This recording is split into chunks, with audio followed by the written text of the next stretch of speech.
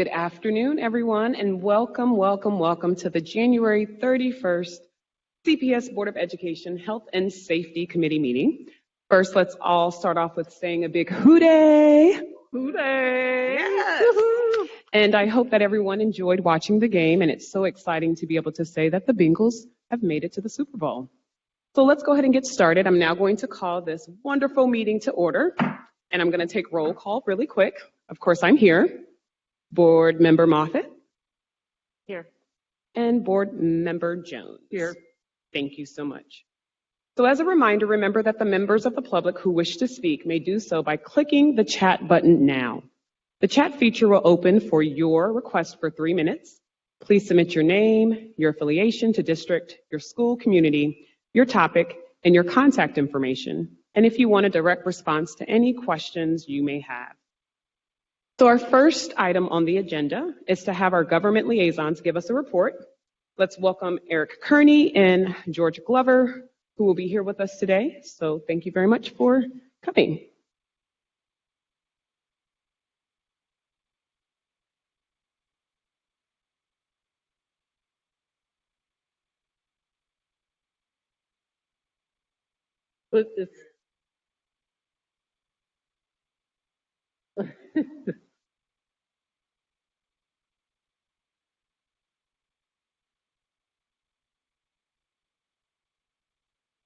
All right. You did. You did it correctly. So I guess we're just going to take a quick moment here as we're getting this together. How's everyone else doing today? We're doing good? We're doing good?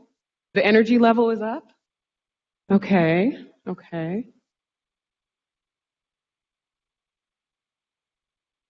All right, we'll result to the mic. Okay. Good afternoon, Madam Chair and members of the Health and Safety Committee. My name's Eric Kearney, and George Glover, along with George Glover of Focus Capital Solutions, we're going to provide a monthly report. So typically every month we review bills that may be of interest or of importance to members of the board and the administration. Recently, the Ohio legislature has not been meeting because of the holidays, COVID, and because of the redistricting initiative. But last quarter, we had a meeting with the board and the administration and the local delegation. We also had a meeting with Senator Blessing, and the reason for the meeting with Senator Blessing is he is vice chair of the Primary and Secondary Education Committee in the Senate, and we toured Gamble. We also meet bi-weekly with Krista Boyle. And the big thing at the legislature is the redistricting initiative. And so they're redistricting the House and Senate districts as well as the congressional districts. And that's been covered in the media very thoroughly. With respect to the committees in the House and the Senate, they have not met since our last report, and I anticipate that they will meet next week. Attached to the final page of the report is a list of the members of the House and Senate Education Committees. Please take note that Catherine Ingram, a former board member, is on the House Committee, and Lou Blessing, as I mentioned earlier, is on the Education Committee in the Senate. And then in terms of leadership, we have two local people, Cindy Abrams, who is in, she's in Warren County, I believe. And then Bill Seitz, who is in, who's a former board member as well, who is in the western part of Hamilton County. So that's kind of an overview of our report. If you ever need us to do anything, and I think Vice President Jones knows this, you just need to call or text, and then we'll jump on it in terms of research or advocacy or calls or whatever needs to occur. Before I open it up to any questions or concerns, can you just kind of elaborate a little bit more on the House Bill 34? Okay. So that is Representative Ingram's bill. There was a concern that when students either transferred from a charter school to a public school to a charter school, that records were delayed in terms of their transcripts, where they would be transported, how they would be transported, things like that. And so that bill is to move things along within 5 days. And you're seeking here or recommending that we write a letter of support? Yes, you may seek to do that because it is one of the issues that Mr. Hoying had brought up, as well as Board Member Jones last time. And so it's something to help Representative Ingram, I think. And so that might be something that we might seek to do. The bill, to be honest with you, doesn't have many legs. I mean, the last hearing was almost a year ago, so I don't know that it'll come back up, but if it does, I will certainly mention it. I'm going to ask if there are any questions from the other committee members or administration regarding this. Yes, Board Member. Me? Okay. Yes, Vice President Jones. Okay. I just thank you, and I am familiar with the report and how you all presented and all the things that are going on. I guess my question is, or my interest is, in pursuing how we can be more active at the state level. And I'm thinking of participating in public hearings and all that. There's a lot of things going on right now, and I think when I attended the OSBA conference in November, I attended the legislative meeting, which I'm the legislative liaison, and it would behoove us to really get more involved and participate and go to Columbus times for public hearings and things, because there's so many things that are on the table right now. Yeah, I know they've been gone, but there's so many things on the table that oftentimes people don't look at until it's done. And an example of that are all the bills around like critical race theory, things like that, where if we want to if we want to take a position, we need to figure out how to get up there. The problem has been, by the time we hear about it, it's almost too late. You almost have to leave the next day to go. So any thoughts about how? Yes, so there's several things that we could do at any point, if there's a bill that we present or talk about that you or any member of the administration or board would like to weigh in on, we can get the testimony presented to the committee, right? That's one thing, to send a letter effectively. And two, if you want to testify, we can find out the time that they're meeting and make arrangements for you to testify. Now,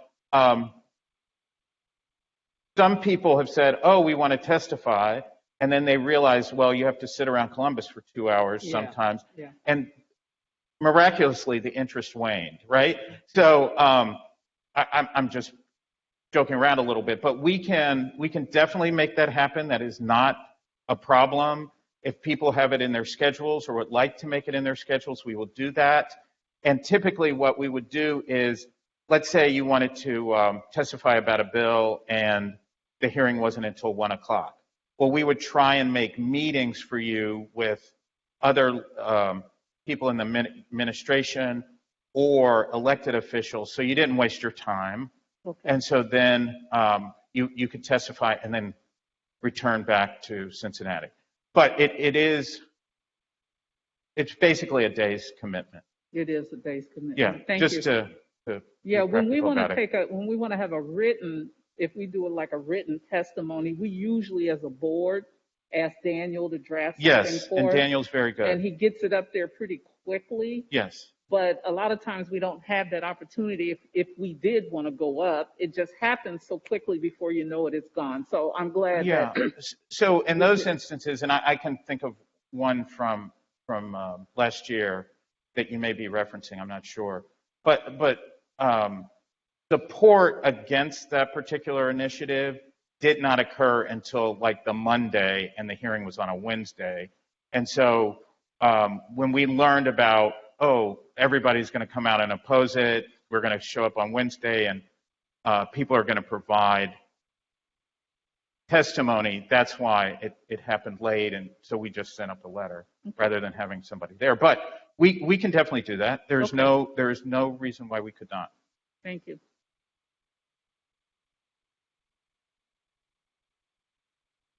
My mic isn't working today. Thank you. Superintendent Amat? And actually, I'm going to ask Connie to give a little background knowledge around something that's already been passed but has a great impact on CPS and what we have been doing in regards to transportation and some of the questions we've asked about the payment and the route going for charter schools. So if you can give some clarification on that. I believe there is a lawsuit in another district who has been impacted by that. And what can we do? And we have Dan following up. Connie Solano has been in communication with ODE, but any way that you can support this effort. So with House Bill 110,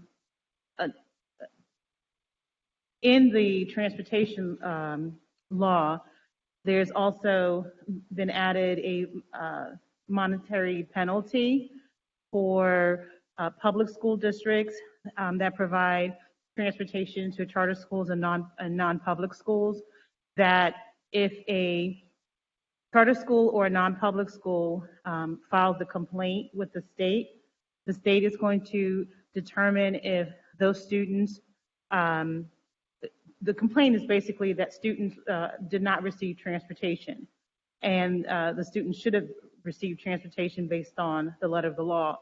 So what the state does is they will do the investigation, and they find out that those kids were eligible for transportation. They then withhold, they submit that to the finance department at ODE, and they withhold funds from the school district. We've been told is that the amount of funds that they withhold from us is based on what we would receive for the year. Divide that by the number of days that they deem us to be out of compliance, and that would be our, the daily rate. And so this is, if you could imagine, impacting primarily our urban school districts quite terribly. And so there's currently a district who has sued the state, and we were showing interest in being able to join them as well. I know several of the large urbans have already been found non-compliant. The issue is that there used to be a guidance from ODE that stated parents had to notify the district that they wanted their kids to receive transportation. They were supposed to work with us. And the way we've done it over the years is that parents know they have to use our online registration system so that we can confirm, first of all, that they are the guardian, and second, that they actually reside in the district and that they qualify for transportation. The state has since told us that they don't have to do that. They don't have to use the methods by which we have established for years to tell us if they need transportation or not. The state just will look to see if that child was eligible, and then if that child was eligible and we did not provide the transportation, then we are found non-compliant. And Good question. so Yeah. basically they're supposed to let us know, but they don't have to let us know by the means by which we have established. So the onus is on us to prove that we provided them with the transportation that they were supposed to receive. So Charter now the school. parent doesn't. So now it's basically the school. The charter. If the school told us, and then we're supposed to provide. So this was we didn't know the state was going to interpret the law that way because we assumed we were fine. This was the process that we've had in place. You know, the guidance was just recently updated. I want to say maybe in 2020. I'm not exactly sure, but the point is that's the way it's always been communicated to us. And so, you know, when they don't register in our system, then, you know, everything is all automated. It looks at where the child lives, their resident. If they even are a resident, they provided proof of that. And then whether or not they are eligible to receive transportation. And then as a result, that's how we're able to put them into our transportation system and get them on a route. So if they don't have to do that anymore, according to ODE, the onus is on us to show that that school did not do that, did not provide us with that information. So here's where we stand. And as I mentioned, it's not just impacting us, it's impacting several, not only of the large 8, but also surrounding school districts as well. Okay, I remember your spreadsheets, and they're incredibly detailed. So I know that you're on top of it. So I'll make sure I reach out. So I have a couple of questions specifically I'm looking at, and this is my first time looking at this, so forgive me if I'm if I'm all over, but there are a couple of bills that I think really pertain to us that we need to pay attention to. I'm looking at House Bill 73, and it says, just for the people that don't have it in front, to require school districts to form work groups to evaluate the amount of time students spend on testing. Are we looking at that one? And these, I'm just going to put out all my questions. House Bill 170 that says to provide assistance to schools and other entities in response to the COVID-19 pandemic and to make appropriation. House Bill 205 is the Ohio Anti-Bullying and Hazing Act. And then there's one more that I'm just wondering, are we, Senate Bill 145 to revise the state report card. That I think directly impacts, we need to have some input in that. There may be one more. I think that was it. So I'm just wondering, those particular ones, and this again is just a cursory view, do we happen to have any, would you be able to give us any type of information about those in the future and how they're doing? Anything that pertains to us in this anti-bullying and then the state report card and school funding, I think we really need to be on top of, and I'd help advocate for that.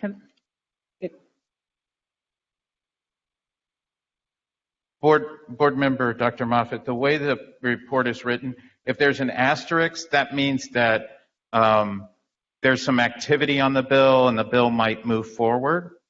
And if any of these bills, and I was speaking with the chair earlier today, if there's any bill that you or your colleagues or obviously the administration wants more information about, I can either attach it to this report, I can send it to you separately, I can send it to Phyllis, who, probably better to send it to Phyllis, and then she can, not creating more work for you, but, and she can distribute it to everyone.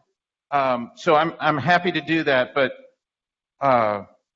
the ones that are asterisks means, hey, there's something there we might want to follow up on, or it's getting activity or whatever it might be. And I'm more than happy to, to give you a breakdown or a summary of each one of those. And just to add to that, thank you, Board Member Moffitt. There are a lot of different bills on here that I think would be of interest, and as a committee, if we could just kind of figure out the ones that we want him to give us more information on, that would be great. So the ones that I listed are definitely those, and many of them are already asterisks. So I just would like some information about them, because we have community partners that could also help us with regards to writing letters and getting involvement. We just need to make sure that, I think almost all of the ones with the exception of House Bill 170 are asterisks. So we're already on it. Mr. Kearney, I will definitely give you those, and we will be ready for the next month as well. Thank you. Thank you, Madam Chair.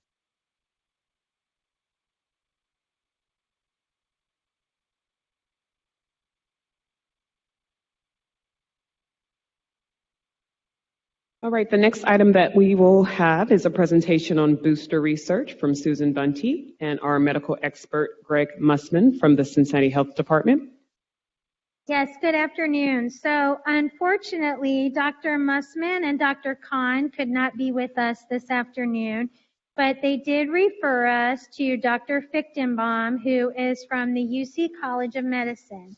And so members of the board on this committee submitted questions to Dr. Fichtenbaum, and they are outlined in the memo that you have in front of you. So I was going to read the questions and then read the responses, and then if there are certain ones you would like me to highlight, please let me know. Otherwise, I will just move through.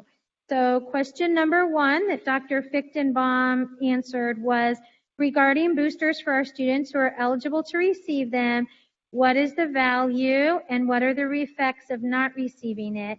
Does the CDC still state that to be fully vaccinated, you just need the 2 shots?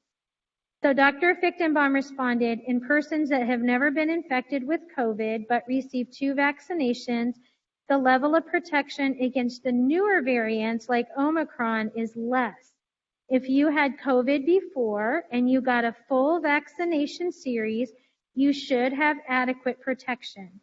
A booster dose will help to remind your immune system and increase the level of immunity, allowing more protection. There is no disadvantage to receiving a booster as there are no increases in risk. So receiving a booster vaccination ensures maximum protection. The CDC guidelines indicate that completion of vaccination requires 2 doses of Moderna or Pfizer. The booster is recommended for ages 12 and up with Pfizer and 18 and older with Moderna. This is key right now so that so many children in school cannot receive a booster. The second question was, are we seeing big gaps in Cincinnati as it relates to students that fall in specific age groups that aren't vaccinated? According to the Ohio Department of Health, 29% of children ages 5 to 11 and 55% of students aged 12 to 17 have received COVID vaccinations in Hamilton County. For Butler County, the numbers are 24% and 50% in the same age groups. Claremont, the numbers are 22% and 48%. So yes, we are seeing low numbers of vaccination. Comparable to what regular childhood vaccination rates are, that's 95% vaccinated fully.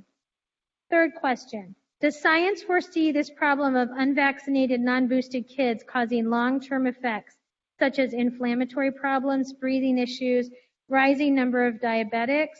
What are specific risk factors that might be faced by children who are vaccinated and or boosted? The question that is, if you are not vaccinated, what are the risks of developing serious COVID disease or longer term effects? That depends in part on the child. If there are underlying health conditions, the risk may be higher. And then he cites a lot of statistics around that. On balance, most pediatricians and physicians recommend vaccination over the disease because numerically the virus causes more problems than the vaccine on average. The fourth question, what are the likely immediate side effects for young people who are vaccinated? For vaccination, 80% of children will have side effects the first 2 days after vaccination. Most of these side effects are mild and don't interfere with life activities. These effects are your immune system responding to the foreign virus. There are proteins and compounds produced that sometimes make a person feel sick. The fifth question, regarding booster shots for adults, is there evidence of heightened protection and or transmission of Omicron for those vaccinated versus those boosted? If you had 3 shots of Moderna or Pfizer, there is strong evidence that the risk of being hospitalized or dying is dramatically reduced with the Omicron variant, 95 to 100% protection in some studies. It looks like about 2/3 of persons exposed to Omicron who are fully vaccinated and boosted may still be infected. The infection is typically mild, and the amount of virus being produced is generally lower than those who are not fully vaccinated or boosted. The specifics of how effective it is in preventing transmission are still being studied. The answer is not known. There is no evidence that being vaccinated or receiving a booster vaccine increases the chance of transmission of Omicron. The level of protection is lower in those that were vaccinated 6 months before coming in contact with Omicron. Bottom line, vaccines are built to protect people from disease, not infection. Question number 6. Has there been any evidence of side effects presented by those boosted that were not present in those that were not boosted as it relates to adults? There are no additional side effects. And then he cites examples. Question number 7. What is the anticipated time frame that the booster shot will cover for adults, for kids? Vaccination with Pfizer or Moderna with 2 doses provides reasonable protection for about 6 months, then starts to drop, particularly if you are exposed to the Omicron variant. Boosters help to prolong protection, but the length of time of that protection is not known, since we have not experienced another wave of infection anywhere in the world. So we do not know how long protection will last with the booster. My best guess is that optimal protection using the current vaccines will likely require an annual vaccine like influenza. This is not surprising since our immune systems work best when they are trained to be ready. And that concludes his written responses to the questions that. Thank you so much. I will open it up for any questions or discussion from any of the committee members or administration.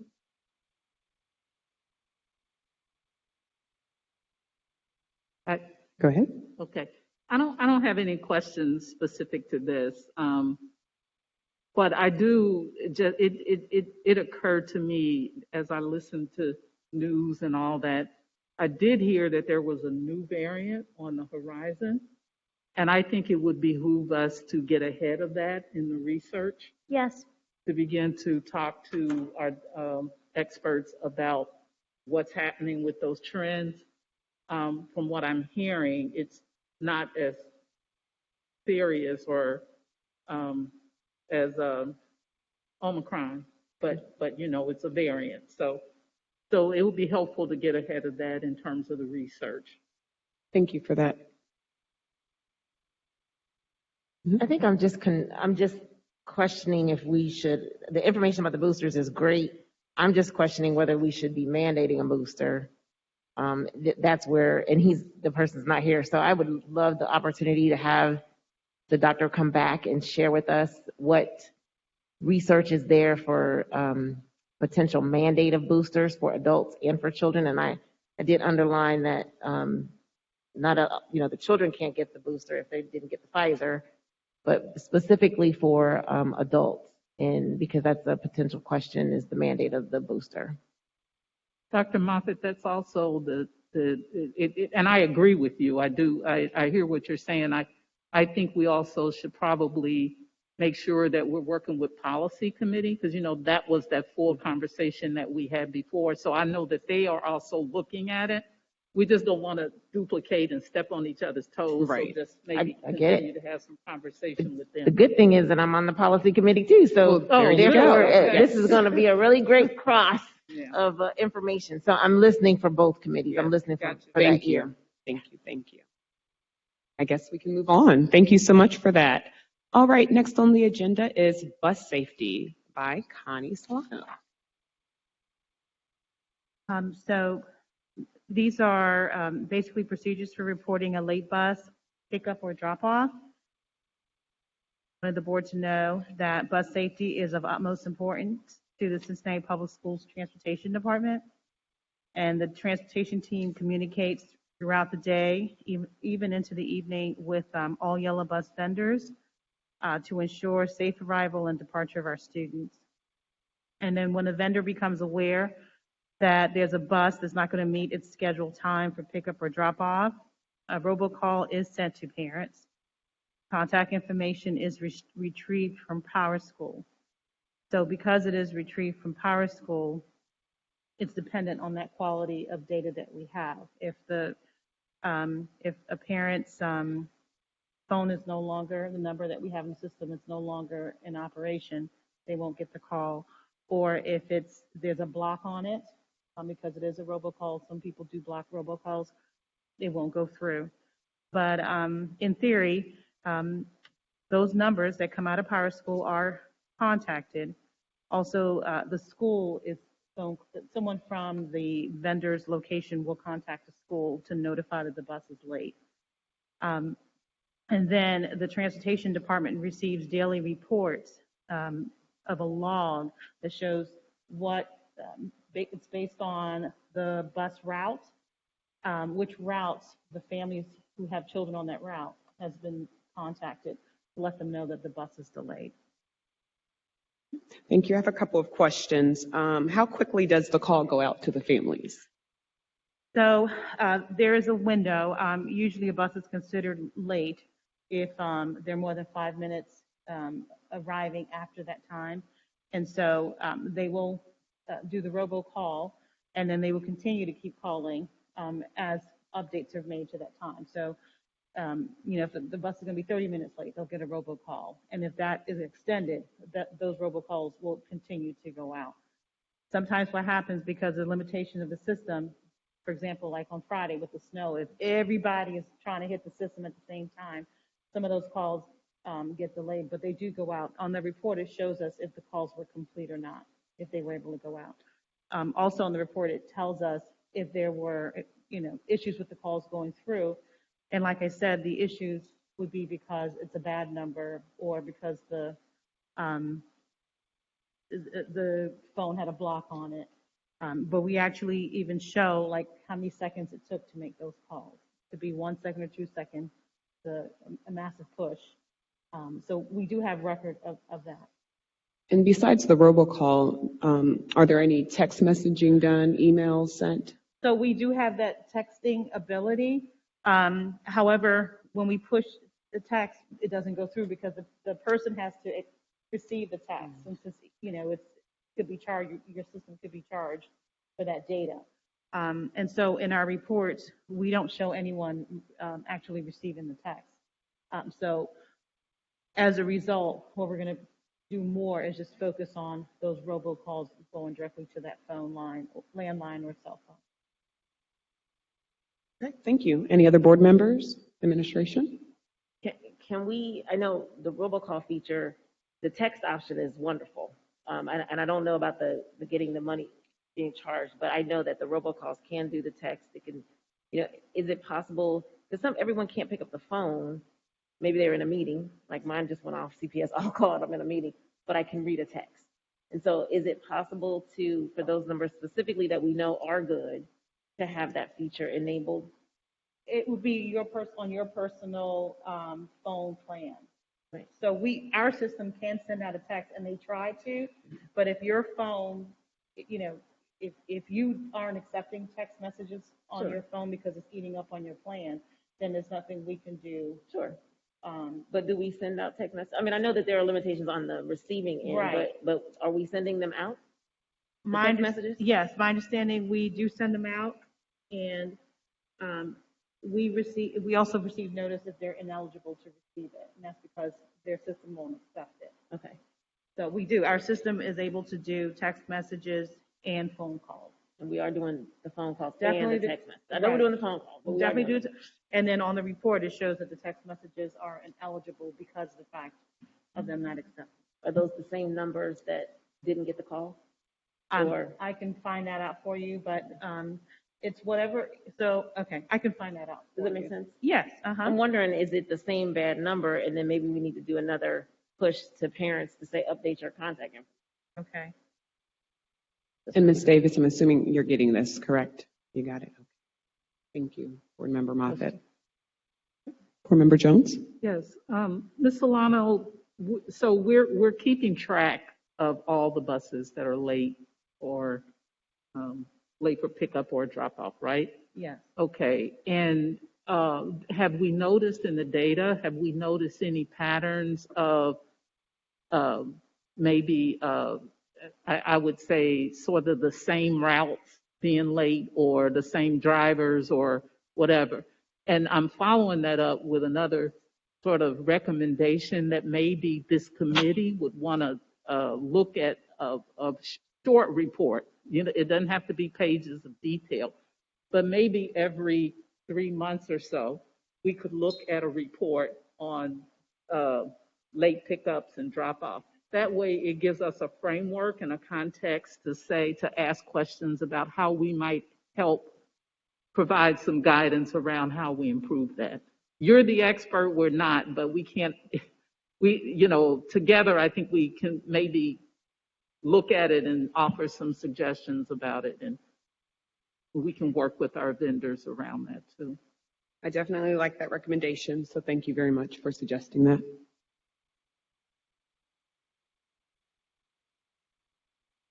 I think we are done. Very good. Well, thank you so much for that. We are going to move on to bullying with Meg Burrows. Thank you. Am I on? Thank you so much. I'm Meg Burrows. I'm a school social worker here, and my primary job is bullying prevention. We have lots of slides, so if I gloss over anything, just tell me to slow down. So really what the slide deck is looking at is how we work through prevention, reporting, and resolution process within CPS. You go to the next slide. So there's a lot of information on this slide, but this looks at what we've covered since 2017-2018 school year when we started this, the bully button. When I came into this position, I'd been a social worker in the schools before that, and then I came into this role in the 2017-18 school year. Some of the highlights I wanted to show you on this, because the type is really small, so I apologize for that. So 2017-18 is when we launched the CPS bully button. This is on our CPS website. It floats to every page. It's on the right-hand side. I always used to say it's a red button, but I believe it's a blue button now. Located on that button is the actual place where you report bullying, as well as frequently asked questions, as well as a place where you can report bullying and get those FAQs in different languages. And you see in 2018, 2019, that is when we added that additional reporting features, because we thought it was really important that our families of other home languages were able to report bullying as well as get their questions answered. We also began incorporating bullying prevention in our PBIS plans that every school has.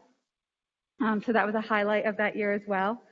We also created a cross-district event for girls ages 5th, 6th grade to really come together and look at how do we support each other, how do we have bullying prevention in our schools, and that has grown and sort of morphed over the years. If we look at 2019, 2020, we're continuing the work we're doing. We're continuing our professional development. We're creating safety mapping resources for schools.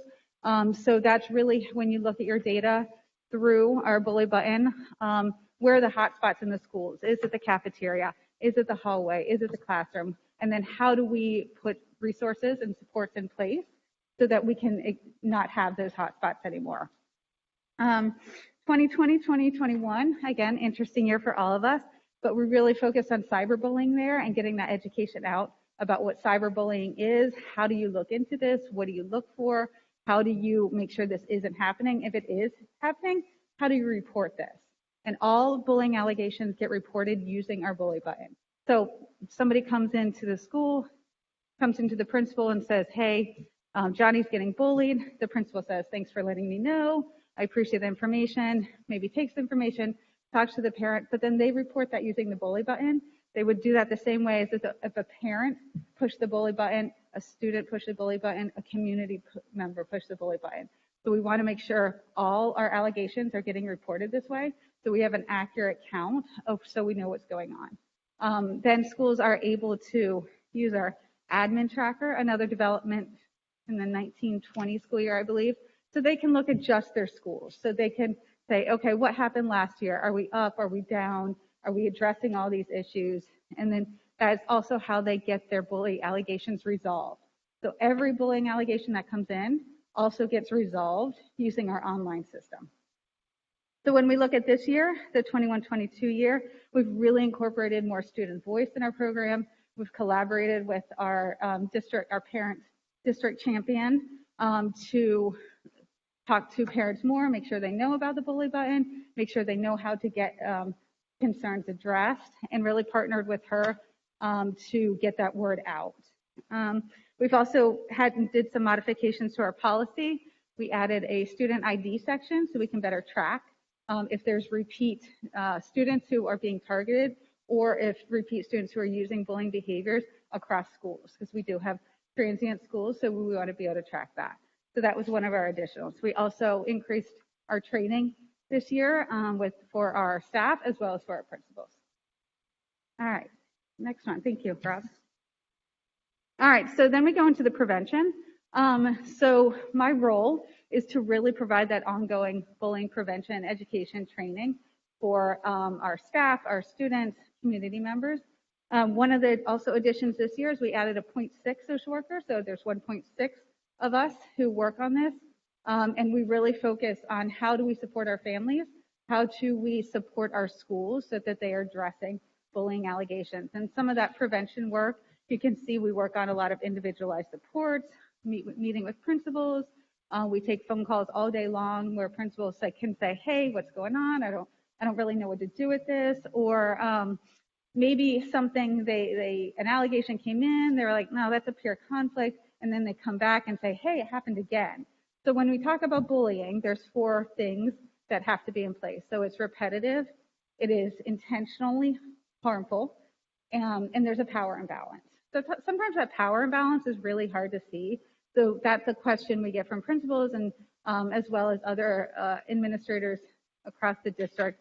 What am I looking for? How do I see this? Because they really want to make sure they address things. It's important that bullying allegations are investigated in a proper way, because if it is a bullying allegation, we want to make sure we put the right interventions and supports in place. Just like if you go to the doctor, you don't want to get a diagnosis that's not correct, because then the intervention wouldn't be correct. Bullying's the same way. If it's a true bullying allegation, it's a true bullying situation, a peer mediation is not effective because that power imbalance is still going on.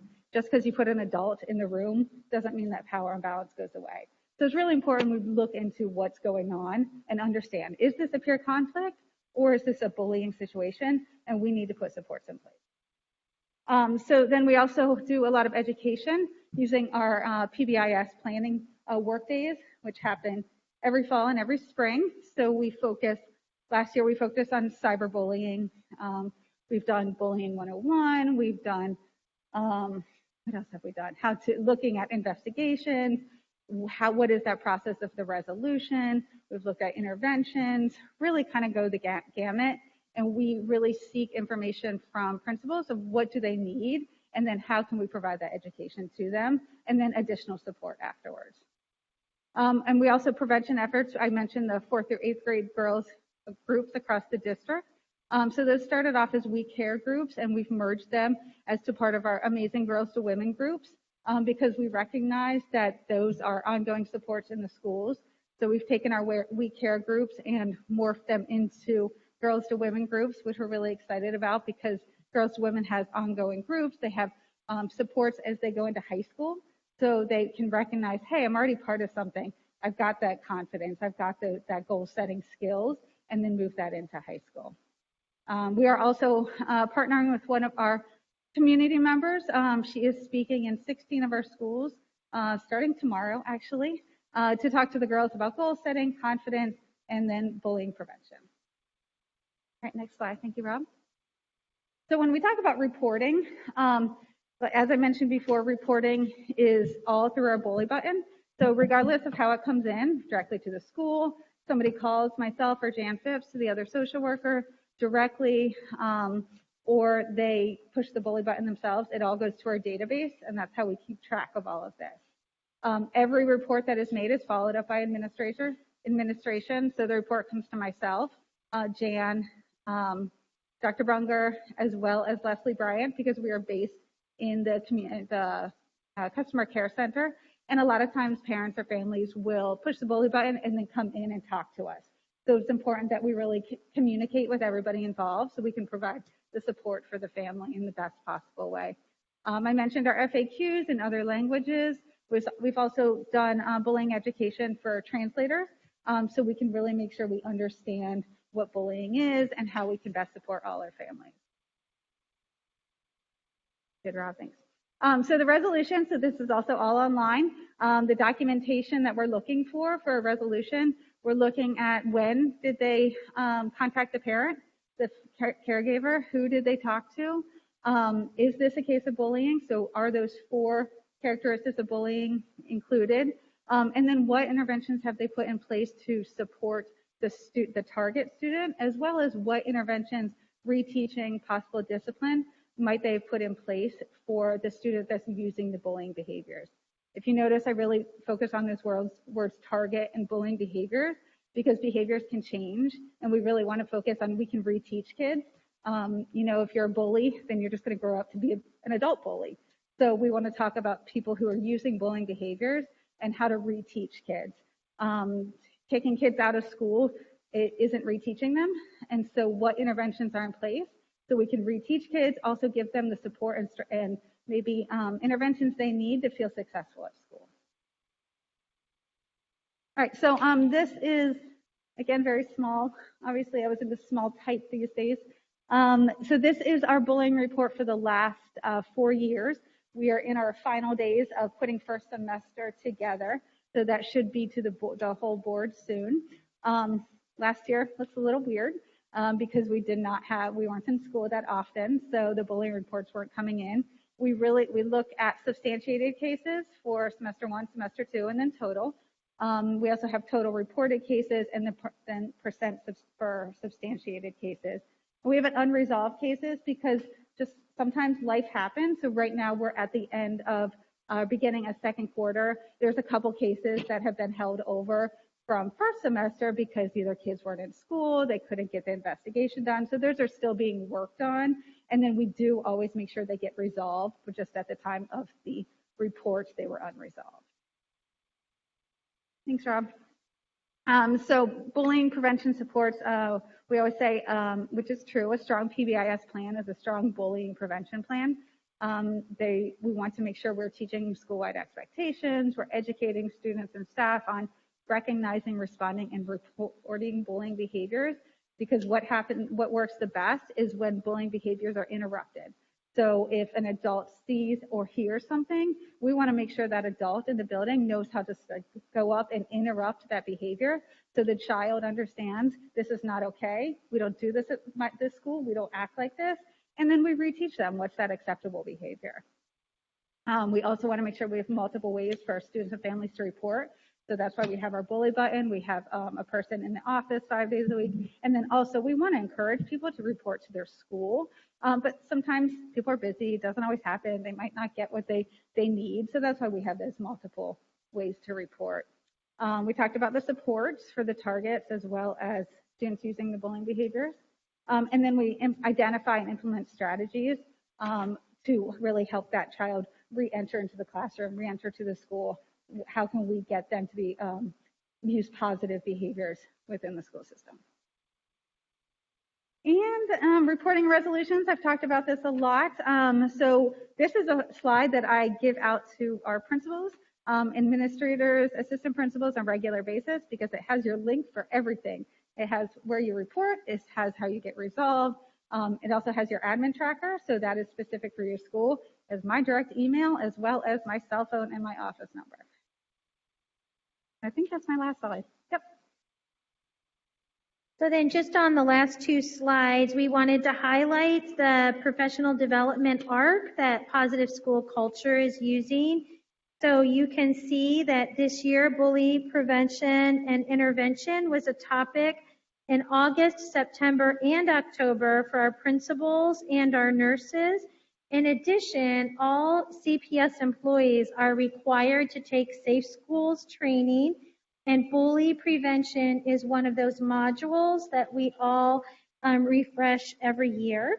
And bully prevention was the part of our SEL Professional Development Day. So we had a full day of professional development back in August, which seems like so long ago now, but every single person in buildings participated in bully prevention and social emotional learning information that day.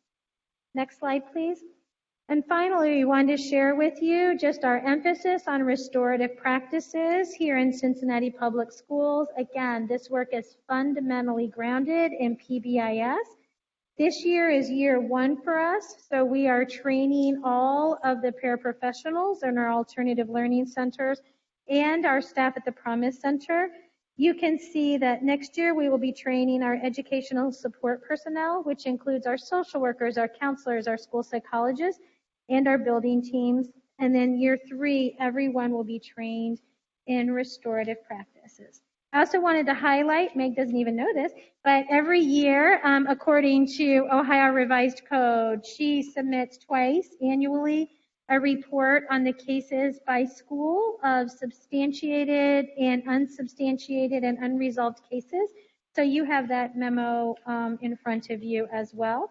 And I believe Ms. Davis is sharing that with the other board members as is required under Ohio Revised Code. We are happy to answer any questions that you all may have. Thank you, thank you. I do have a couple of questions before I open it up to the other board members. So I'm going back to where you said you had a focused support for 4th through 8th grade girls. My question would be, is there a focus on males as well? And were the numbers that were being seen higher among our female students versus our male students, and how you decided to make that a focused group? Well, the reason why it started as a focus group is because it was requested of us from previous administration. And we found that it really worked. And these girls really found a sense of camaraderie together.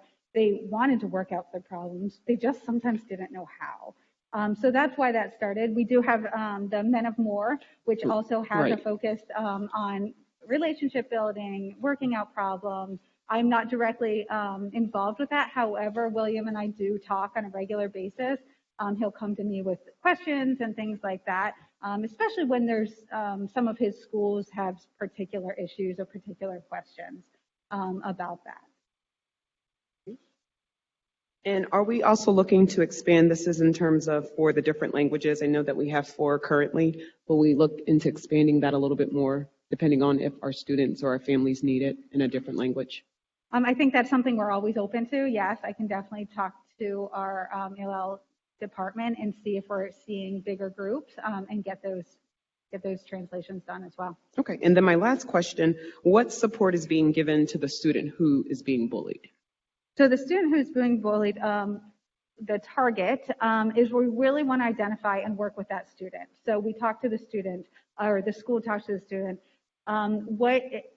who in the school do you connect with? Because that's a big part. Who do you have that relationship? Who do you trust? Because a lot of times what happens is these kids aren't trusting anyone, and that's why they keep it so close for so long. So who do you connect with? A lot of times, it might be the plant operator. It might be a paraprofessional. Anybody who has that relationship. We also talk about the student's day. So if we're putting a safety plan together, we start at the beginning of the day and we go all the way to the end. Where is bullying happening? Where is it taking place? And then what are we going to put in place to make sure that you're not exposed to that? And let's say if Sally has identified Mrs. Jones as her support person between second and third bell, what do we do when Mrs. Jones is out? Because that's very realistic, especially now. So who's that backup? And also we always want to make sure we identify, we're putting everything in place, but if this happens again, who are you going to tell? Who are you going to go to? We do a lot of regular check-ins with kids with that identified support person. So sometimes it's just a 2-minute, hey, how's your day today? How was the bus ride? If the bus ride was a problem, how's the bus ride? You're getting on that bus to go home, like give me a thumbs up, thumbs down. This is just a check-in so the kids know we're listening to them, we believe them, but this is something we are doing everything we can to stop. And then if it happens again, who can you tell? We always want to encourage parents or kids to tell their parents or caregivers, but we also want somebody at school to know so we can immediately address and interrupt that negative behavior. Thank you. Any other board members? I have a couple questions. I love that you said taking kids out of school is not reteaching. I love that. But I do have a couple questions. Is the cyberbullying cases, since we have been remote, has there been, and did you see that the data says that there has been an increase? Has it flattened out? Has there not been, has there been a decrease in reporting? Because I think cyberbullying is pretty significant. I think it happens probably a little bit more, but there's no in-person option to tell. So if we don't have that information, that's information I'm interested in. The ELL families, are we seeing any increase in, or what is the data saying with regard to their interpretation of bullying or reporting of bullying? And then my concern is of unsubstantiated cases on this report. There are a significant number of unsubstantiated cases that count towards the total report. But like, let's just look at an example. If we were to look at, I don't want to pick that one. If we were to look at Covedale has 27 reports. 3 of them are substantiated and 24 of them are unsubstantiated. And to me, I'm looking at that like, are we not clear on what bullying is for them to be reporting something that's considered unsubstantiated? Why are we seeing, what does unsubstantiated mean? And then why are they being dismissed? So unsubstantiated means it doesn't fit the four criteria. So it's for one reason or another, it's not repetitive, it wasn't intentionally harmful, or there wasn't a power imbalance.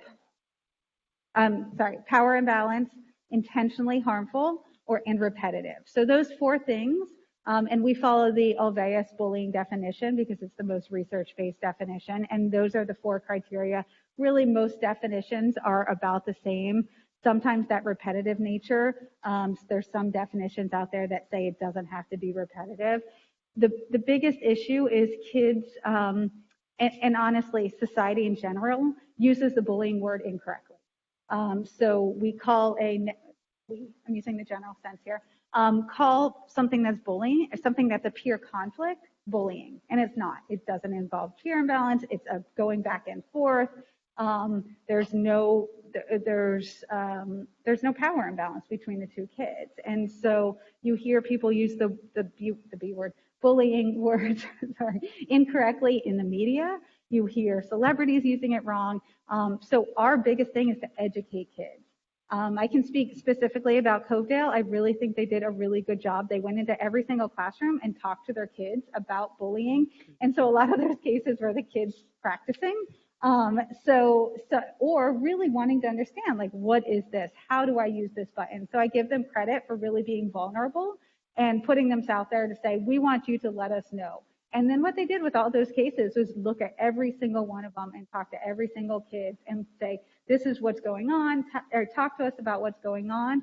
And so they found a lot of them were peer conflict. So I always say my job can be done if we can get kids to start using peer conflict instead of bullying. Because a lot of times that's what they really mean. And so when we filter down and figure out our true bullying cases, because they're out there and these kids are suffering, and we really need to figure out who those kids are so we can help those kids. So we educate our, I talk to teachers, talk to PTA, PTO meetings. We talk to our community members about using the bullying word correctly so everyone really has a clear understanding of what bullying is. So that's really why I believe that there's so many unsubstantiated cases. Jan and I go through and we read all the resolutions, and if we look at it and say, wait a second, like, I'm sensing maybe a power imbalance here, then most schools are very happy to go back and start looking at things again because they want to get it right. They really want to get it right. Are we putting supports in places for those schools that are having those high numbers of unsubstantiated cases whereby it's really an effective communication or peer-to-peer? There's a couple of schools on here. I'm looking at the high number, like, are we putting things in place there? We do. So we really focus on the education piece, reaching out to the principals. How can we maybe go classroom to classroom with our full-time school social worker in every building now? We really utilize our school social workers to work with the education. So I share education on a regular basis so they can talk to the classrooms, they can provide additional supports.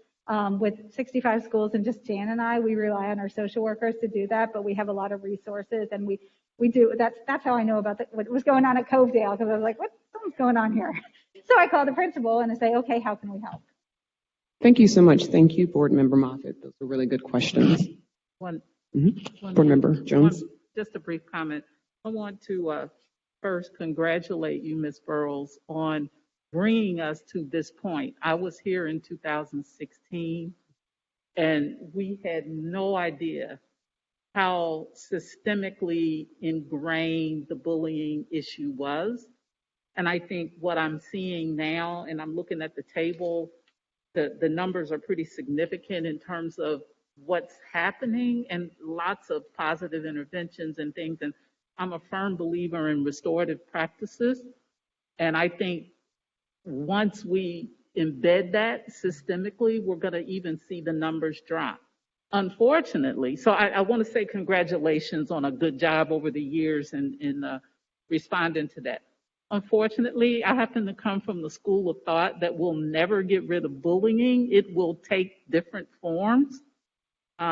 We just have to be prepared for that. And unfortunately, I think our kids come from environments where bullying occurs outside of the schools. And the schools can't resolve it all. But if we can get them to the point where they at least recognize in themselves what they're doing in terms of their own bullying behavior or whatever, then that might help them even outside. So I appreciate it. I wanted to let you know and let you know for the whole team. Yeah. Okay. Thank you. Thank you very much. All right, we are going to move on to student conduct and discipline by Ms. Bunty. Yes, so in front of you, you have a memo that is it should say quarter two exclusionary consequences summary. And so you can see that the quarter two comparisons between 18-19, and which was our last full year of school prior to COVID. That's why we're going to 18-19, and then compared to 21-22. So the chart below that shows the infractions again by race. So the abbreviations are Asian, Black, Hispanic, Indian, multiracial, Pacific Islander, and white. And then you can see the totals at the bottom. I would like to share that those are office referrals, and they could be category 1, 2, or 3. And they're numbers of referrals, not necessarily numbers of students. So you could have a student in second quarter who had 2 or 3 office referrals, and that office referral is included in that number. So areas that have shown improvement. Although our numbers of office referrals have increased, our total number of exclusionary consequences have decreased. Not by as much as we would like them to, but it's still a drop. Also, we would like to say again that we're not where we want to be, but that our exclusionary consequences for Black students have also decreased. Some of you may be aware that we've been working closely with Children's Hospital for the last 3 years, really paying close attention to how we provide support to our students. And in the 29 schools that are part of this work, we've seen a 17% reduction in exclusionary consequences in quarter 2. Our goal is a 20% reduction. We also would like to highlight that in the QISEL schools that have been involved in this work, we did indeed see that 20% reduction over quarter 1 and quarter 2. So this is the high-level overview that we wanted to provide for you for the quarter 2 discipline. If you have any questions, I'd be happy to answer them. Any board members with any questions on this? I do. Go ahead, board member Jones. I don't know why this bothers me, but I think I appreciate what you said, Ms. Bunty, when you said, is it where we want it to be? No.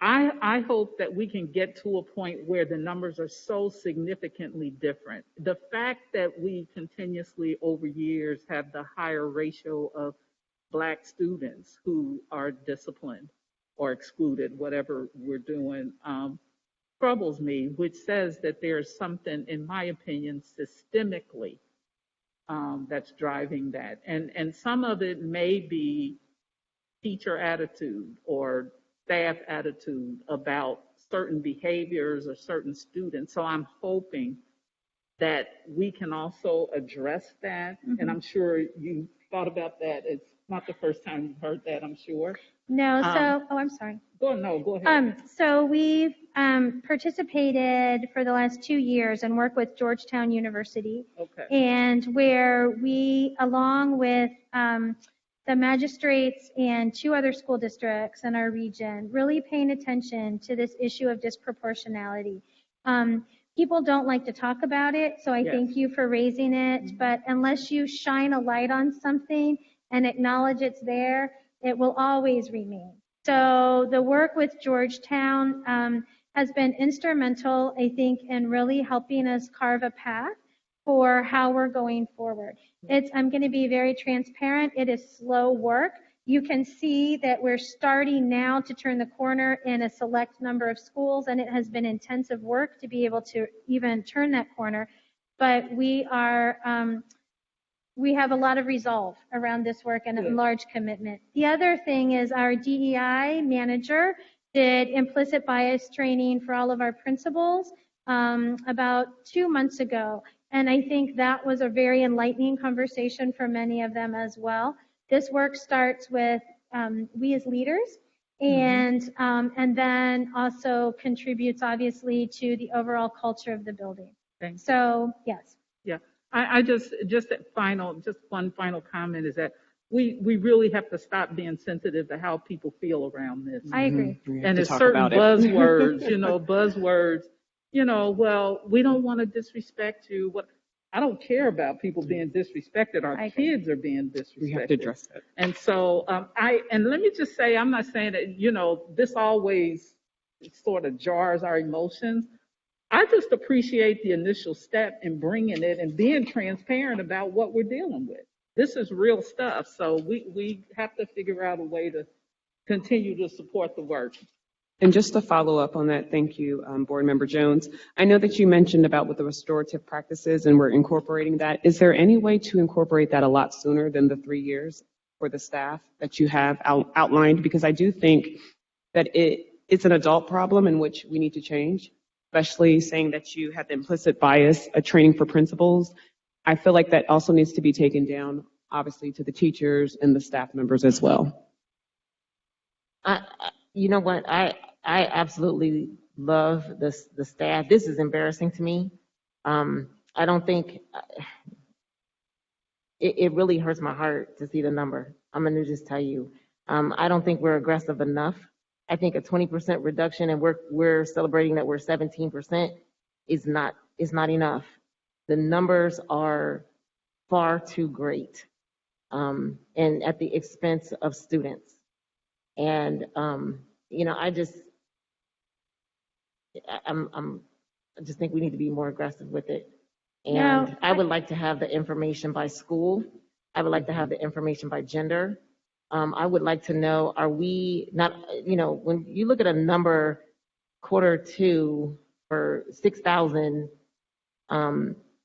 Black students, how many of those are girls? How many of those are boys? I want to know more specifics about that. I'd like to know the school. I would like to know the grade level. I would like to just know more. We were talking about 58, schools. We're talking about 60 schools now, 58 before. It's going in the wrong direction, and I don't think we're aggressive enough with it. I think our kids can't wait, and so I would like to have an assignment or something where it is extrapolated, disaggregated by school, by gender, by grade, and then a plan that is aggressive beyond 20% to see a reduction of those numbers, inclusive of training. I'm never blaming anybody, but I would like to know, are these grade levels that are impacted? I think that there's, preteens, 6, 7, 8, they're just crazy. So maybe that's where we need to direct more attention to. I'm not blaming, but I am not only shining the light, not only calling it out, but saying we need to be very, very assertive and intentional with how we resolve it soon. Yeah. We need to do something different. Yeah. And I think when you say make an assignment, I think I would like for us to look at that data first. Okay. And like you said, I don't think it's about blaming anybody. That's not what we do. That's not what we want to do unless we have to. But I mean, clearly, I think we've tried to put our arms around this. I also think that we have to dig a little deeper. For example, in the data, what are the reasons why certain kids are sent to, I say sent to the office. Right. People Yes. do that. Right. There's a reason. Sometimes for the teacher, it is classroom management. If the kid stays in the classroom, they're going to disrupt. So, and is it different, or is it, you know, a teacher might say, well, you know, that kid's just having a bad day. I'm going to let that kid stay, but that kid stabbed somebody with a pencil or something like that. You know what I'm saying? So I think I would like for us to dig a little deeper into the reasons some of these things are happening, because that will tell us a lot about how we shape training and development. Georgetown has some wonderful, I've read some of their articles. They do have some wonderful kind of ideas and things about how to work with disproportionality. So No, that they've would be been cool. huge asset. No, I'm happy to provide that information to you. Yes. And then just one other, I just want to make sure that of that number, that those don't represent students who are excluded. They represent office referrals. So Office to referrals, Board Member okay. Jones' point, it could be a student who was sent to the office. Now, we don't want any students missing Right. any instructional minutes. Right. But I didn't want folks to walk away thinking that these were students who were excluded from school or suspended or expelled. They're students who were sent to the office for some reason. But I would be happy to provide that. Yes, please, if you could provide that information, that Can would I- be really good. Can I share a light moment? This is so serious. Yes. I can remember last year, the first day of remote, and my daughter's a teacher and she has 2 babies. The little one was not yet in preschool, but she had him set up in a class, took video of him tearing down the furniture, throwing the desk over, just doing everything. Now, she sent him to the principal's office. I said, wait a minute, you can't send him to the principal's office. You got to deal with it. She says, no. Can't deal with this. He got to go. So I just had to make light of that. But, you know, but we know that it's a serious issue. We know that. And so we hope that we can put our arms around this and really work on it. And I don't want to, you know, I don't like the data, but we're coming off of being remote. I mean, I understand it, but I think that we have to look at ourselves intrinsically, critically first, because the community is going to look at us that way. Exactly. And so that's what this is. You know, it's out of love and us getting better. And we're not the only district. It's all over the country Right. where this sort of data, but there are also programs in schools which handle these kinds of things differently and are showing improvement. And so I hope we can tap in, research some of those for best practices. I would agree. Thank you so much. Thank you. All right, next agenda item, COVID-19. We're going to have Ms. Solano. I think it's the update on cleaning and ventilation in the buildings. Thank you.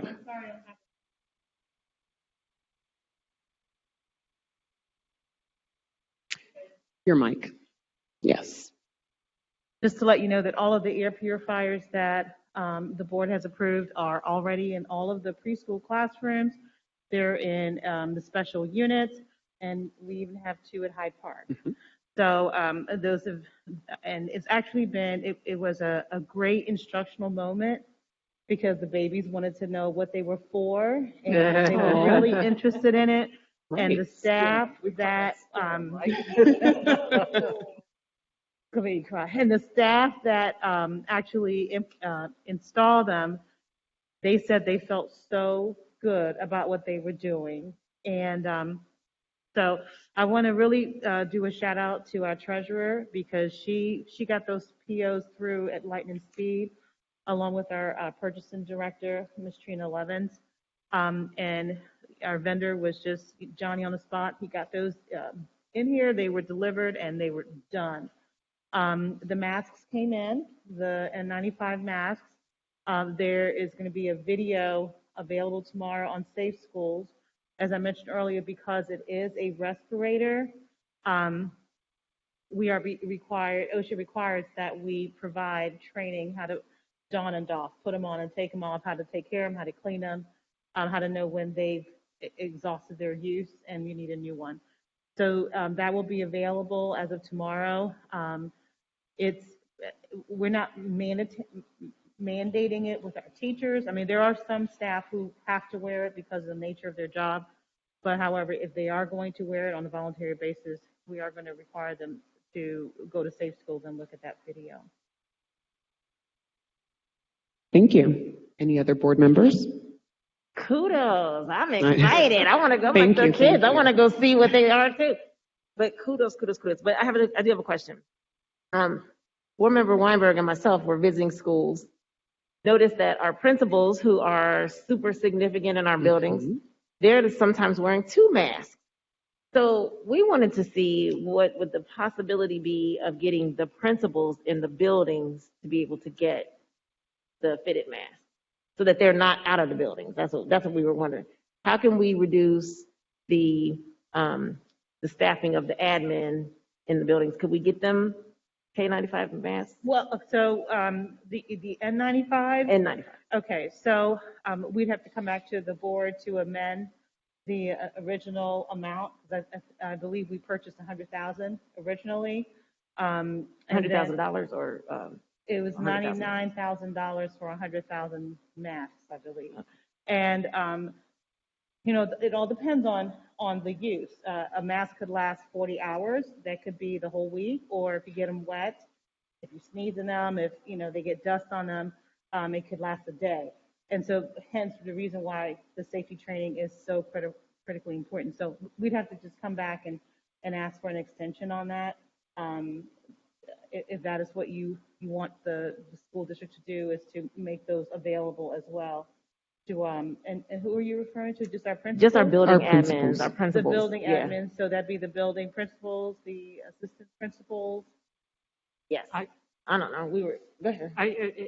I think that's a wonderful idea, but as soon as it becomes available for principals, you're going to see a trickle effect of everybody wanting one. Well, if you're doing it for principals, why you can't do it for teachers? I'm sure. Right. And we just need, you know, when we bring, if we're going to bring any recommendations forward to the board, we want to make sure there's a healthy, robust conversation about it, and especially around cost and what we could do. So I'm saying it's a great idea, and I can understand why principals would wear double masks, Right. because they're moving on time. Sure. But That's what would happen. We noticed that the principals were double masked. Most of them that we visited were double masked, and it was at their expense. Then we went back and looked at the reporting of when the staffing, the levels. Many of our admin were out. And so it was like, wow, not taking away from any other group, but if the building admin are out, they're a significant part of the building. So we were thinking, could we get this for the building? And at the least, just the cost. Yes, Right. ma'am. Okay. I just wanted Thank you. to add the reason why we selected those 2 areas.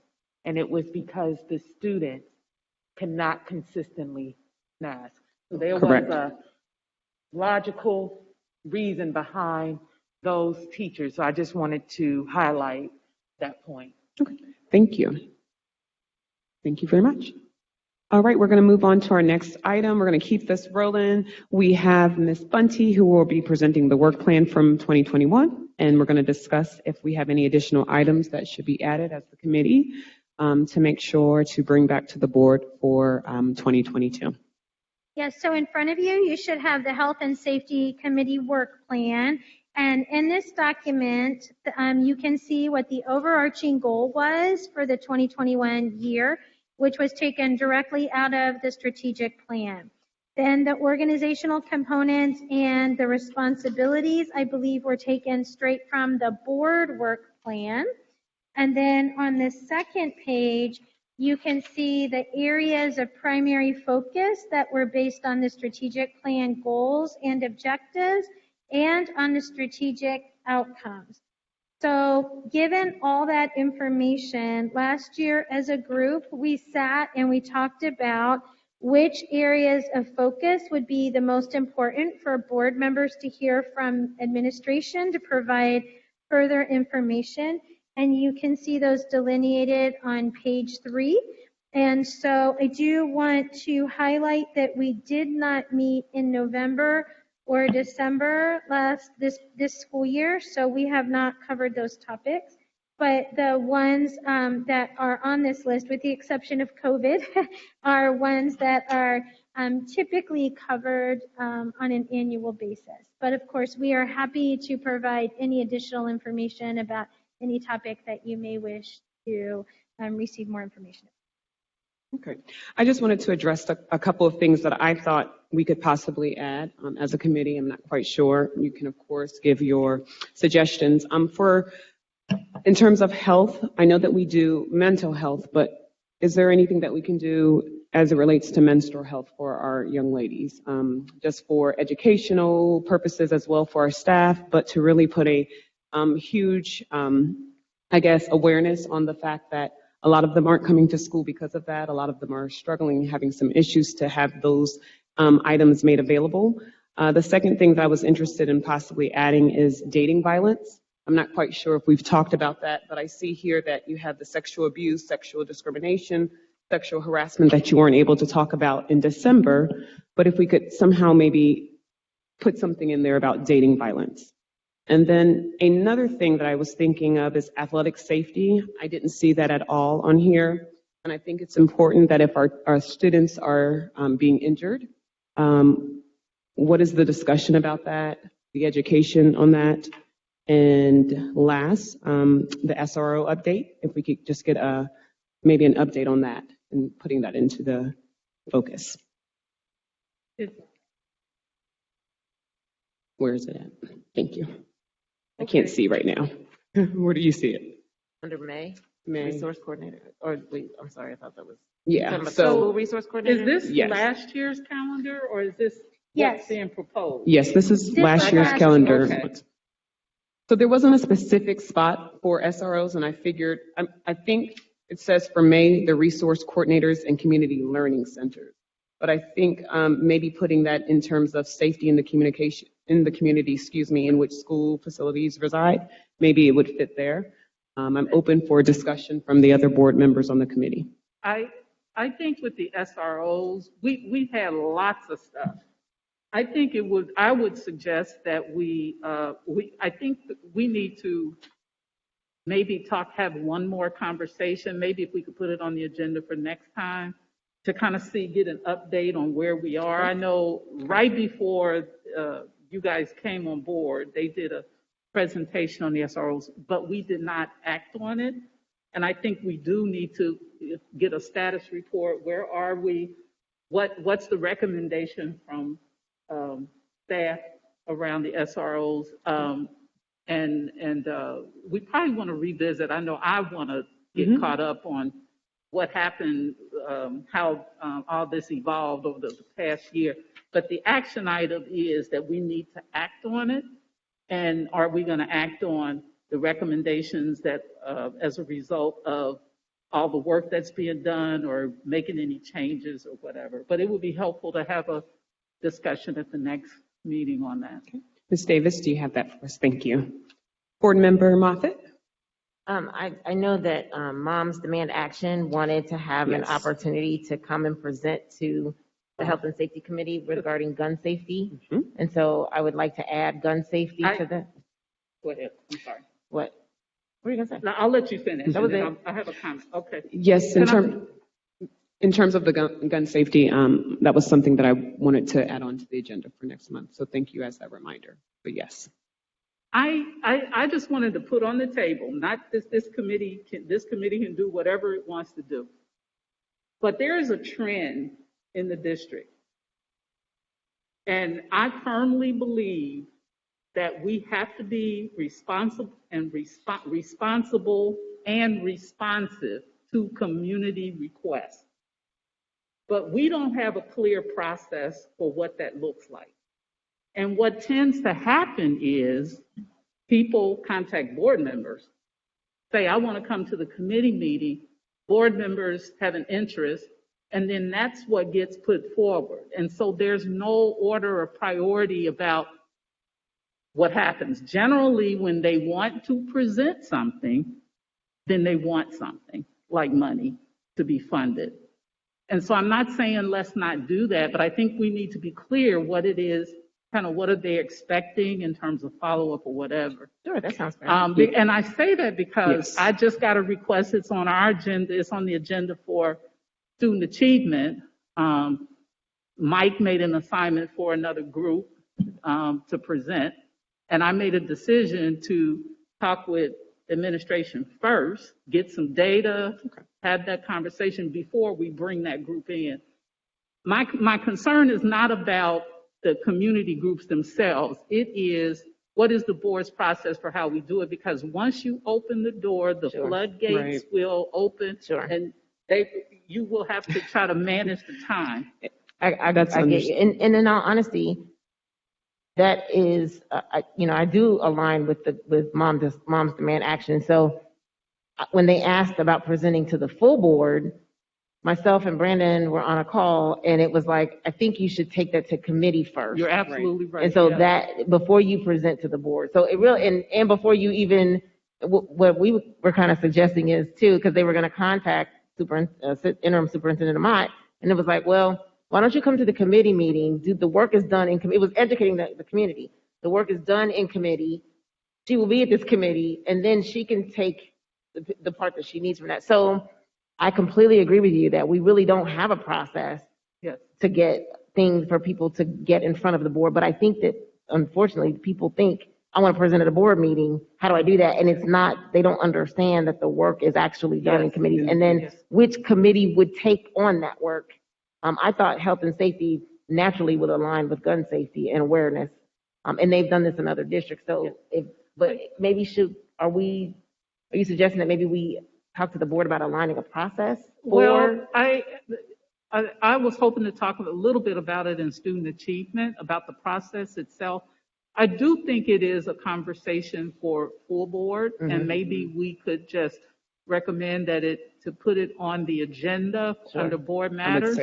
It doesn't have to be at the very next meeting that Mr. Lindy would have to prioritize it wherever, whatever time frame. I do think, though, if you did say to moms, what is it? Moms Demand Action. Yes, that if you did say they could come, then we probably should honor that and let them come. But we have to be very clear, especially if they're asking for funding. They're not. They actually just want to give information out to students. Right. I think they there just was want to do no a dollar amount of presentation. that. Just really being able to family.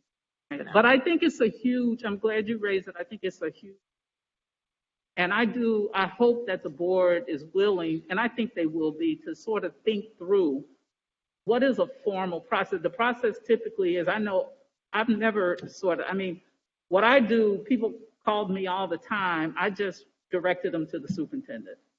Okay. And sometimes that worked and sometimes it didn't, know. Yeah. But most of the time they want either to get access to the schools or to do things, programming, or they wanted funding for a program or something. Sure.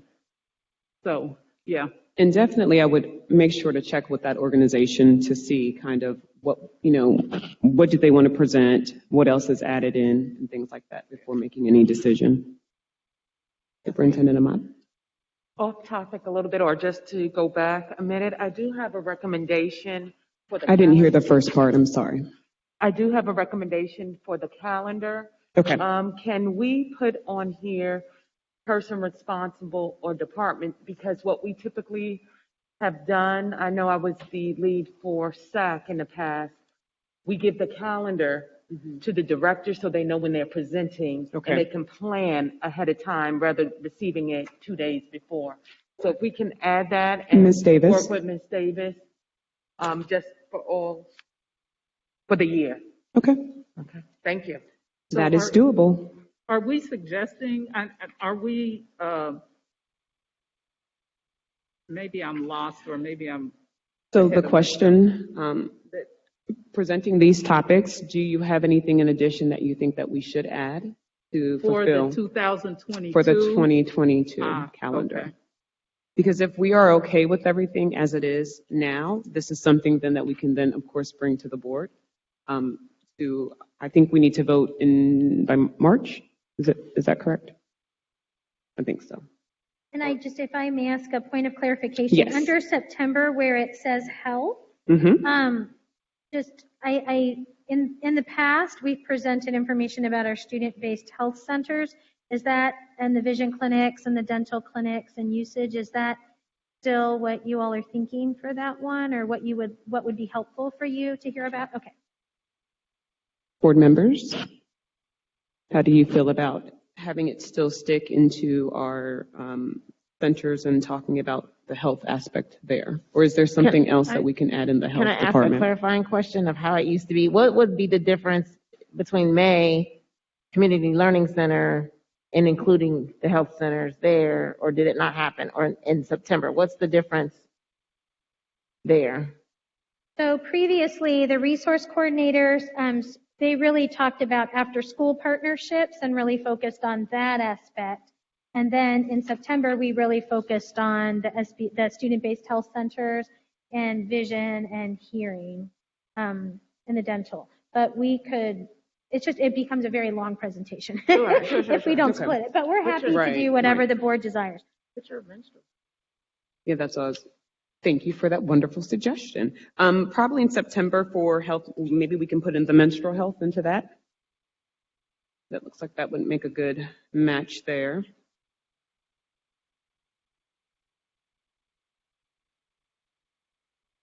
Any other suggestions?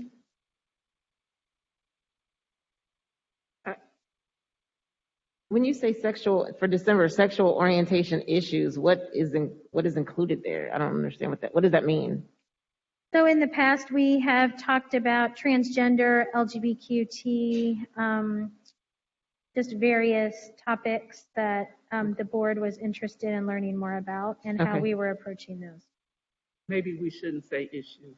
Well, that's what I was. Yeah. I was kind of looking like the issues is kind of Sexual orientation. to me. Yeah. A little derogatory, but I was just wondering, like, what does that include? But I understand. Okay. So I'm just asking a logistic question. So the aim with this, as we talk about this, is to train for the 2022 plan. Is that what we're doing? Yes. That's why you're asking for subjects? Yes. Okay. And so where are we in terms of the outcomes that are listed on here? I guess I'm trying to figure out, have we accomplished the goals that were set for 2021, or are they carrying over to 2022? Does that make sense? Yeah, no, that's a good question. Ms. Bunty, in terms of, do we have any data or to answer that question of how we did with our strategic plan and the goals and the strategies for this? So in terms of the actual outcomes, I can't speak to 2A, but I can get that information for you. For 2B, we have met it. For 2C, we've met it. For 2D, we have met that one. For 2E, we have met that one. And for 3A, I would have to get that information from Assistant Superintendent Murphy. That's helpful. Thank you. Thank you for that question, Board Member Jones. Thank you.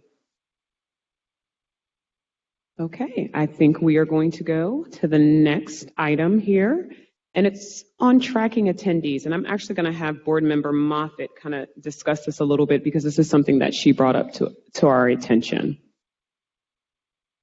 Okay, I'm sorry, I was a little lost there for a second. So I think it would be, and I'm actually suggesting this for our board meetings as well, but all the committees, can we track with the email the participants? Can we get their email addresses to track them, to send them updates regarding the health and safety committee? Right now, it doesn't have any of that. I think it collects it, but we don't really do anything with it. Can we track the number of attendees?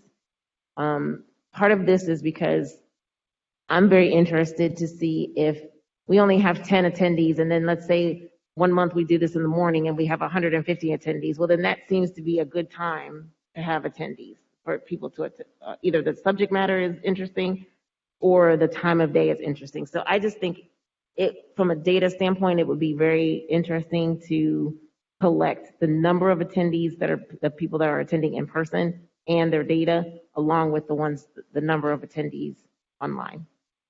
Board Member Jones? I don't think I have a comment about it one way or the other. I don't know.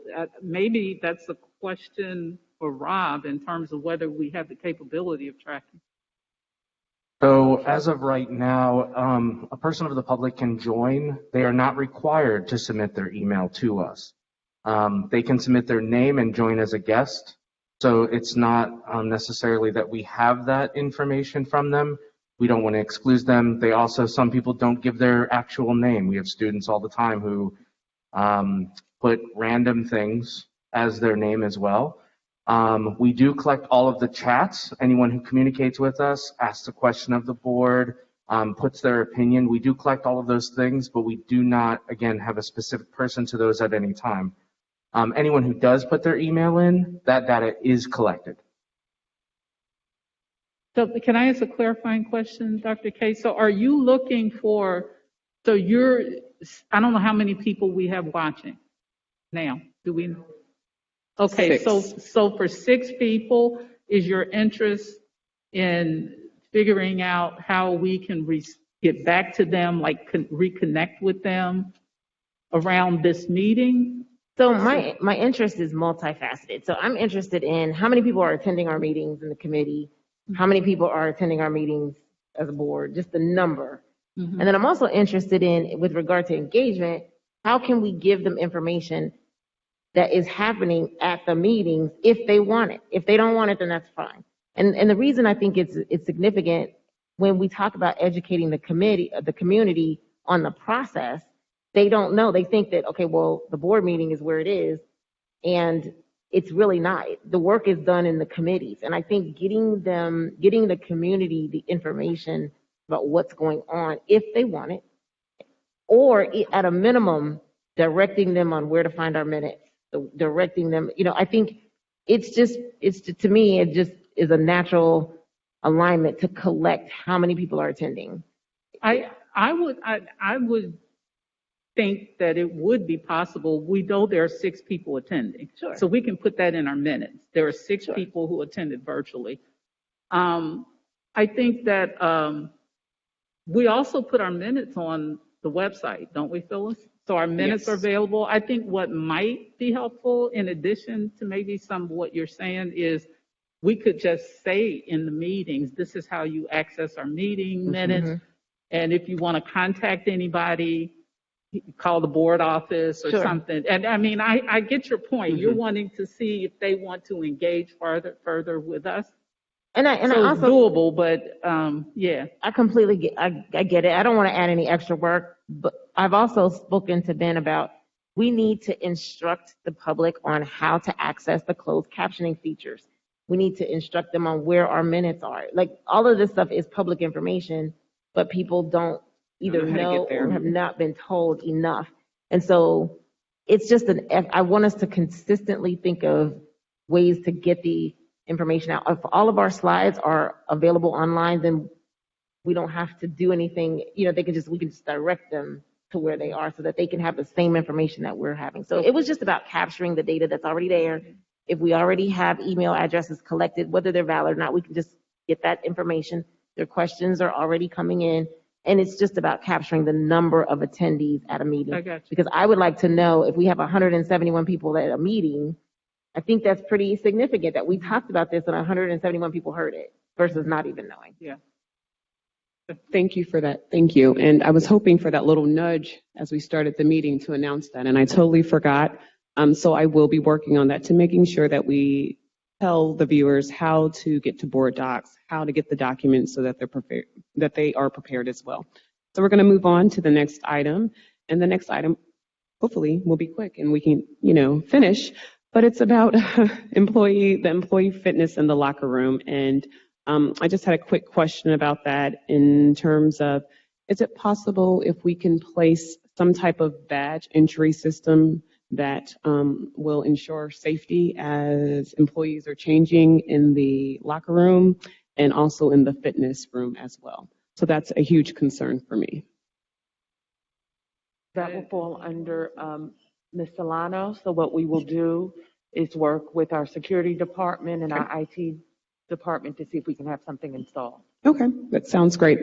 So would I put this forth as a recommendation then, or since I'm okay, as an assignment? So that would be my assignment if we could possibly make sure that we have some type of security badge entry As of right now, it's just unlocked. So that would be a great, great fitness center and the locker room / restroom for both men and women. In the lower level of this building, yes. Yes. So you want a badge, similar to the hotels, a badge to be able to get into. the So you know center? how we are able to get into our offices? We kind of swipe, we're able to unlock the door. Some type of system that would allow it to be a secure place, because as of right now, you can just pull it open. So if someone is in there changing, you're just open. Okay. So. Do any other board members have any comments about that? And if we don't, I guess I didn't realize that was a concern. yeah, so How we went downstairs and, in our tour, and I was very fascinated to see that we had a workout room. I like to work out. So we then tried the door and we realized that the door is just, it's unlocked. And for me, when you're changing, removing clothing, you want to feel secure. So I think that would be very wise to do both for the females and the male employees. Rob, do we have anyone signed up to speak? All right. Well, having no other business to come before the board, I declare the meeting adjourned. Thank you, everyone. Great, great, great job.